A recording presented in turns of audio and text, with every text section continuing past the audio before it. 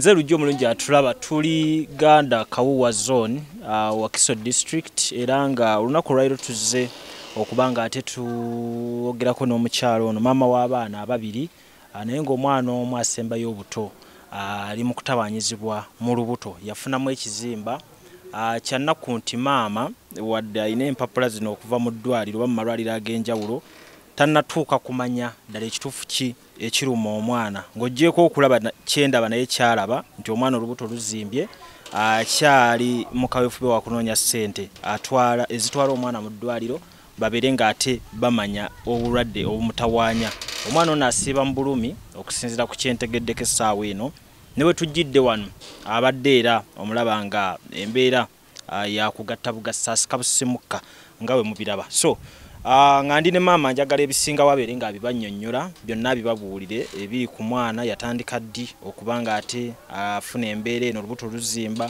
abeerawo atya maama akola ki taata akola ki byonna bye njagala abeere nga atatubuulira nga naye omulamwa gwa byonna gwe gw'okulaba nti omwana ono atwalibwa mu ddwaliro ate abeere nga ajjanjabibwa. Amaanya gange nze Twaise Rosemary ndaano mu Kawuwa zone. Omwana ono yakwatibwa ekintu kino kimaze kumpi omwaka mulamba. Naye kyajja ngeri akantu ne kazimbawo katono nindowooza oba agudde. Lwe nyabeerawo nga ndaba ekintu kyeyongera yabe ekyalo ne bangamba kabengo. Nintambula nti kabengo naye nga ndaba omwana embeera nga zeeyongera okubeera mbi. Ningendako emulago ne bangamba omwana alina ekizimba naye nga bansindise mu sikaani endala. Simanyi ne sente sizirina ezigenda mu sikaani eyo sente ze bansaba nnyingi nnyo. Ate omwana obulamu bwe bugenda ndaba embeera eyongera okubeera mbi nnyo. Asula akaaba alumizibwa era nsula nange ntudde nga bwondaba. Kati taata w'abaana yansuulawo simanyi nawaali oba yafa oba kimaze omwaka mulamba simanyi. N'essimu bwe njikuba tebeerangako wadde n'omulundi n'ogumu. Ekyokulya bano abataka be banyamba oli bw'akwaya 2,000 ng'alabye abaana bakaaba oluusi nga tusulirawo n'enjala. Nyasooka nimutwala mu ddwaliro wano eri Nansana ne bamuteeka mu sikaani. Ne bangamba kizimba naye tebamanyi kiriwa. Ne bansindika mu ddwaliro eddala. Eddwaliro eddala nyagendayo. Nyalina wano nga ntundako obwanda obusente bwonna nyabutwala mu ddwaliro. Kwolwo olunaku lwagwako $15 ninsigaliraawo. Kati okuva n'olwo ningenda emulago era nabo ne bangamba kizimba ate bansindise mu sikaani endala era nabo. Kati nga ntambula bwe nti naye nga simanyi kiki ekituufu ekiri mu lubuto lw'omwana ono. Ojjeko okukola sikaani bakuwayoko ku bujjanjabi. Tibalina kadagala koona wadde kawekeke bamu okujjako ngenda mu bukiriniki wano ningulayo obukerenda nimwako obukuziza obulumi. Ng'alumizibwa kimuleetera amabwa mu kanwa gaviira muno bwe gati ne gafuluma mu kifuba paka mu kanwa. Era nakati yena amabwa meereere. So ekikyalemeseza omwana ono ofuna obujjanjabi obusookerwako ze ssente mu ddwaliro ze baba bakusabye abasawo bagamba teyeetaaga ddagala ku stage gy'aliko yeetaaga kusooka mu sikaani so kutukubira ekifaananyi ekituufu awo ekikyalemeseza obujjanjabi busookerwa. Ekituufu kyennyini bangamba omwana waakulongoosa. Sikaani yesembayo zeni bamanye wasalawa kiki kye basala mu ndaaye. Sikaani eyo yesembayo kati balyoke bamuteeke ku seeta. Taata w'omwana ogambe yabulira atya? Taata w'omwana kale yafuna omukyala gwe yafuna nga be bana abookya amanda. Nibazunga kati simanyi oba ali ggulu oba aliwa naye simu bwe nyagikubako nyagezaako ninkuba ku simu ye. Omukyala yalina leni yangamba omwami tamulina naye yamusuulawo era leni yalekaawo tamanyi naye aliwa. Kati awo simanyi oba gyali mulamu oba yawukanirawa. Simanyi. Gwe n'omwami mwayawukanira? Twayawukanirawo ima. Gye wali? Gye nyali. Ninga waliwo ayandeeta wano nangamba tugende eno ojja kufuna w'okolera obeera ng'olina otuntu twotunda obeerewo n'abaana. Kati ate lwe nyajja wano nintandika okutunda otwanda. Era wano nduddewo myezi nga 7. Nimbeera nga ntunda obwanda kati obusente bwonna obukapito bwagwera ku mwana ono. Kati abeewabe w'omusajja bo bamanye embeera omwana waabwe gy'alimu? Ewaabwe nyagendayo ewaabwe e Busoga. Ningendayo nga ngenza osaba obuyambi. Naye nze nazaalo wange nyatuuka leero enkeera n'abika omuzzukulu. Nti omuzzukulu waafudde n'atulekaawo. Lwe yadda yanzijjako omufaaliso nagamba ngenda musuulira abaana ate ye takola kitayeesobola naye embeera gy'alimu si nnungi. N'emmere gye baalyanga yennyini ninga bwe naaleka wano omwana nga ayinza okufa mu lunaku lumu. Kunze kangende entobe n'omwana wange tomanya oba gavumenti enaavaayo nenyamba omwana wange n'atereera. Kati kwe kujja n'omwana ono naye newaabwe nyatuukayo agakatonda mugulu teri kyavaayo wadde empeke ya panado teri yagimpa. Ne bankasuka n'ebweru era ninzira wano gye nvudde.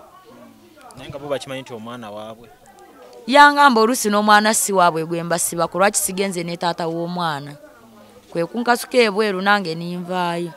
Era nange nyakirabanga sina kyakola lwakuba taata w'omwana taliiwo. Olwaliro ki kyokola okubeezaawo okola otya okubeezaawo abaana bano naddala nti nawano woolirayika opangisaawo? Mazima gennyini embeera gye ndimu si nnungi wadde akatono. Si nnungi kuba wano mpangisaawo era landiroodi kati atubanja emyezi 4 ku kizibu kye ndiko eky'omwana era naye asirise yajjako wano n'abanja abalirwana bange n'atansangawo nga ngenze era nange ntambula ku nsonga z'ono omwana yansanga ngenze kwolwo olunaku emulago n'abagamba omukyalo ono aliwa ng'ayagala ssente ne bagamba taliiwo naye tannadda simanyi lwanadda oba anankasuka wabweru oba ananguminkiza nange simanyi ekiddako. Y'emmere ebyokulya ndaba budde butambudde naye siraba sigiri siraba ki siraba bimufumbira. Ekyokulya nze bw'oli bwajja nanyamba nampaayo 10 oba 2 nga mukabiridde nsobola okugulira bano obwogo obusiike ono n'alyako akagi era n'okulya atalya kati alyako akagi engeri y'ebintu ebimujjudde mu kanwa. Naye wali bw'abadde alya nga ngulayo wali muwogo omusiike wa 10 nga mbawa ne babaawo. Oluusi nimbeererawo emba nfunye ak'okulya nga ndya bwe mba sifunye nga tutulirawo. Bwe tuti embeera gye ndimu. Oba bwe mba nfunye akalimu ng'oli akuleetedde obugoye ng'oyozaayo nofunayo 5 awo nimfunayo ekyokulya.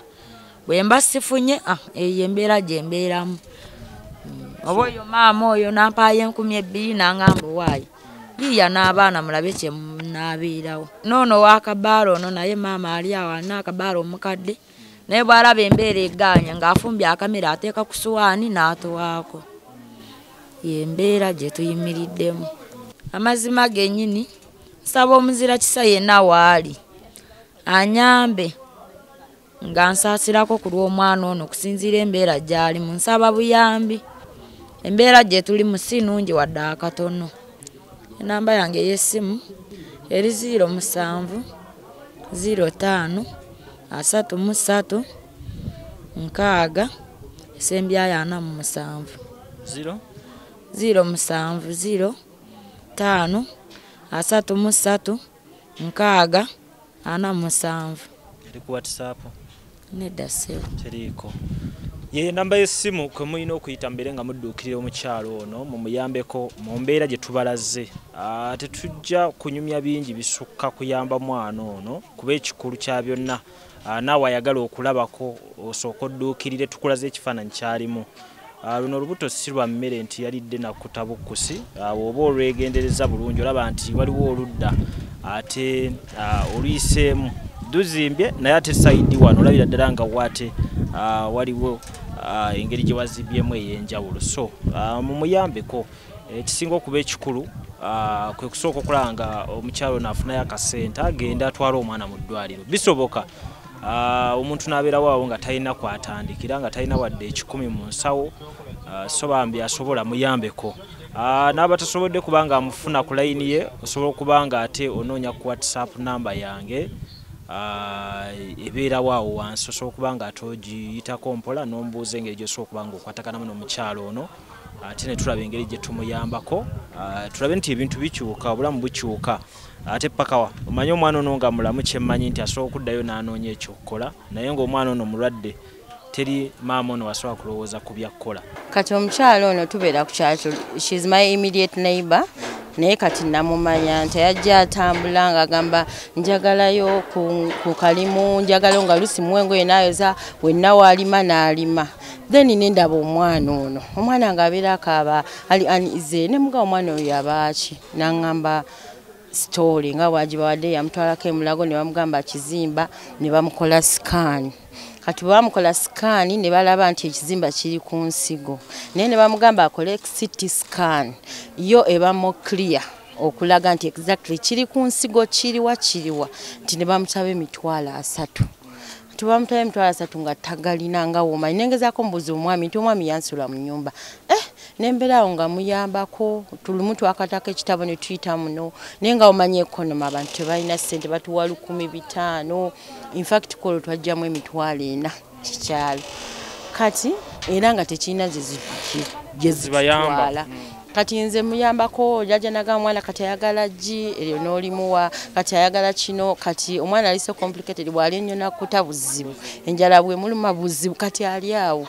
kati omukyala bambi ono yeetaaga buyambi Bannayuganda buli muntu yenna gyali tuyambe omukyalo ono kubanga ekisookera ddala namugamba katwala omwana ewaabwe era nayo byavaayo tebyali birungi teyafunayo kituufu omwami taliiwo talina mulimu era mukama akuwa omukisa kubanga gwafuuse omuzindaalo era tukkiriza Katonda buli atulabe yagenda kuyamba omukyalo ono essimu yagisomye mumuyambe ne woba dokita nga at least osobola otuyamba ne woba totuwa ssente gwe n'ogamba nti ddwaliro wano nze nja baleeta neeyamye ne bwolina abambala ne welina abagwe n'ogamba nti omwana mumuleete nze nja kumuleeta omukyala omwana afune emirembe asule kwegamba yeebakeko kubanga nze wano wempitira nga ngenda okukola omusanga takaaba omusanga yeebase kwegamba omwana alimu eyo embeera baneemutuyambe tubeegayiridde buli muzira kisa yenna gyali oba musawo